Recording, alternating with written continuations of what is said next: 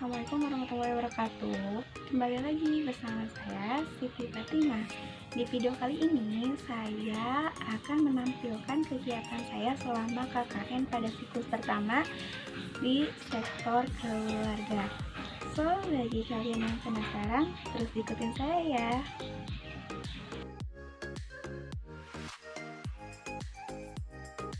Hal pertama yang saya lakukan sebelum melaksanakan kegiatan yaitu membuat materi untuk sosialisasi dan membuat poster untuk saya publikasikan di sosial media. Setelah selesai, saya langsung melakukan perjalanan menuju lokasi kegiatan KKN. Kira-kira ada yang tahu tidak saya sedang berada di mana? Ya, benar. Saya sedang berada di Kampung Cibodas RT 02 RW 11 Desa Cilame, Kecamatan Ngamprah, Kabupaten Bandung Barat.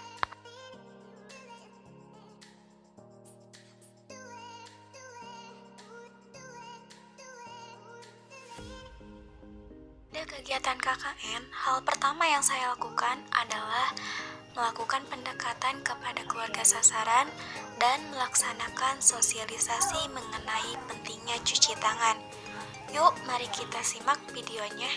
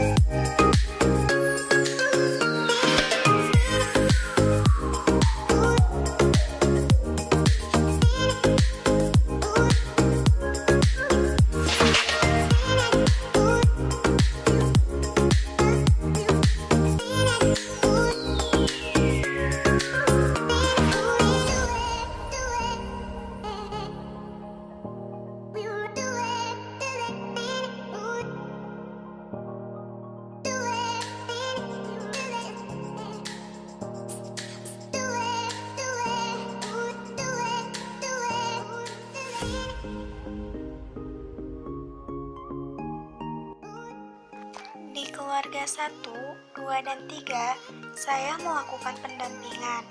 Pada saat pendampingan, saya membantu anak mengerjakan tugas sekolahnya, mulai dari mengajarkan rumus matematika tentang pecahan senilai dan penyederhanaan pecahan. Kemudian, membantu mendikte dan memeriksa hasil pembelajaran. Dan yang terakhir, membantu anak menulis.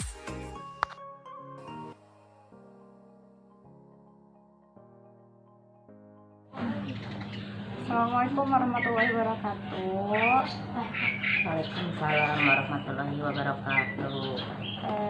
Di sini saya sebagai mahasiswa KKN dari Kampus Sistem Silowangi akan mewawancara Ibu mengenai belajar daring. Apakah Ibu bersedia? Ya,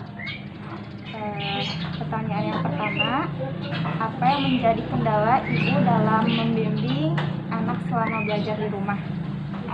ya, karena kendalanya anaknya malas. Juga itu sinyalnya jelek. Menurut Ibu, mengapa belajar daring itu sulit dilakukan? Ya, karena merepotkan orang tua. Siapa saja yang terlibat selama membimbing anak belajar? Ya, saudaranya atau orang tuanya. Kapan waktu yang tepat untuk membimbing anak belajar? Ya, harusnya lah pagi-pagi sekitar jam 8 sampai jam 10. Bagaimana cara mengatasi kendala supaya anak-anak mau belajar gitu selama di rumah? Ya, diberikan motivasi, dukungan, dan dikasih hadiah supaya mau belajar. Di mana biasanya ibu dan anak-anak melakukan kegiatan pembelajaran? Ya, ada di teras, ada di dalam rumah, atau berkumpul sama teman-temannya. Mungkin sekian wawancara dari saya. Terima kasih atas waktunya. Saya pamit undur diri. Assalamualaikum warahmatullahi wabarakatuh. Waalaikumsalam warahmatullahi wabarakatuh. Assalamualaikum warahmatullahi wabarakatuh. Waalaikumsalam warahmatullahi wabarakatuh. Di sini saya sebagai mahasiswa KKN akan mewawancara Ibu mengenai belajar daring. Apakah Ibu bersedia? Mangga. Langsung saja ya ke pertanyaan yang pertama. Apa yang menjadi kendala Ibu dalam membimbing anak selama belajar di rumah? Kendala yang saya alami selama belajar di rumah mungkin susah sinyal, terus anak jadi males belajar karena nggak ada temen. Menurut Ibu, mengapa belajar daring itu sulit untuk dilakukan? Ya karena anaknya jadi males. Siapa saja yang terlibat dalam membimbing anak belajar gitu? Saya sendiri, kadang bapaknya. Kapan waktu yang tepat untuk membimbing anak belajar? Pagi-pagi. Begitu. Bagaimana cara mengatasi kendala supaya anak-anak mau belajar selama di rumah?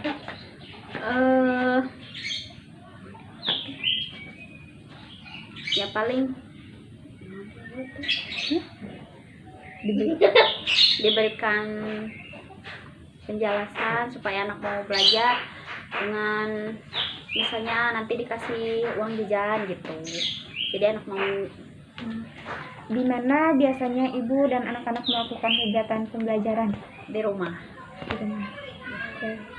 Mungkin sekian wawancara dari saya. Terima kasih atas waktunya. Sama-sama. Saya pamit undur diri. Wassalamualaikum warahmatullahi wabarakatuh. Waalaikumsalam. Assalamualaikum warahmatullahi wabarakatuh. Waalaikumsalam warahmatullahi wabarakatuh. Perkenalkan, nama saya Siti Fatimah. Saya mahasiswa KKN dari IKIP Siliwangi. Saya di sini akan mewawancara Ibu mengenai pembelajaran daring di rumah. Ya, Apakah Ibu bersedia untuk diwawancara? ya bersedia. Ya. Nah, apa yang menjadi kendala Ibu dalam membimbing anak selama belajar di rumah? Ya, bismillahirrahmanirrahim. Kalau untuk kendala itu lumayan banyak ya, dibanding sekolah tentu lebih efektif di rumah. Salah, lebih efektif di sekolah. Kalau kendala di rumah itu pertama karena anak nggak biasa dengan kondisi belajar di rumah yang daring gitu. Jadi yang pertama jadi kendala tuh tentu moodnya anak, pengkondisian anak. Yang kedua mungkin sinyal. Ya kadang kan namanya teknologi gitu, kadang nggak sebagus gitu ya yang kita kira. Memang membantu, tapi memang lebih efektif tatap muka gitu. Itu aja. Kira-kira siapa yang lebih terlibat selama membimbing anak belajar di rumah? Ibu pasti ibunya yang paling banyak terlibat. Biasanya Ibu di mana melakukan kegiatan pembelajaran dengan anak-anak? Nah, karena di rumah itu kebetulan nggak luas ya, jadi pernah dikasih satu ruangan khusus untuk belajar, tapi namanya anak kan nggak kondusif, jadi ya pindah-pindah. Kapan waktu yang tepat untuk Ibu membimbing anak belajar? Belajar daring kan. Iya. Kalau belajar daring berarti kita ada jadwal khusus dari sekolah. Misalnya sekolah biasanya tuh pagi-pagi, tapi kalau misalnya nggak kondusif agak siangan sih. Mengapa menurut Ibu belajar daring itu sulit gitu buat dilakukan? Ya karena pertama nggak semua orang tua itu guru ya, basicnya gitu. Nggak semua orang tua itu punya kemampuan untuk ngajar, dan penguasaan materi juga nggak semua orang tua bisa gitu.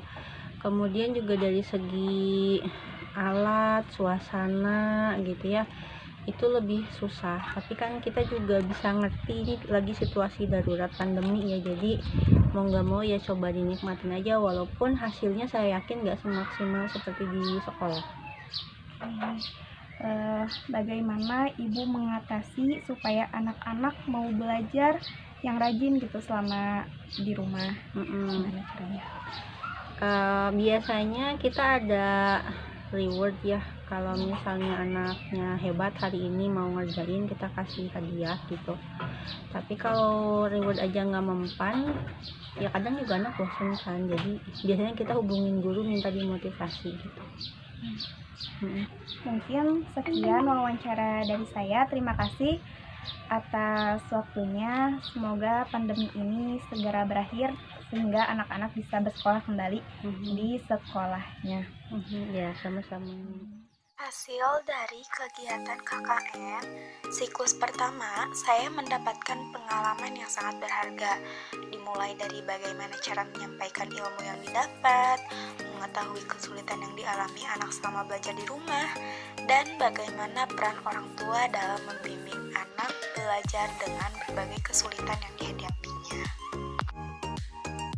Kesimpulan dari kegiatan KKN, saya jadi tahu bahwa karena adanya COVID-19, dunia pendidikan menjadi terhambat dan tidak semua orang mampu melaksanakan pembelajaran di rumah. Cukup sekian video dari saya. Terima kasih atas perhatiannya. Wassalamualaikum warahmatullahi wabarakatuh.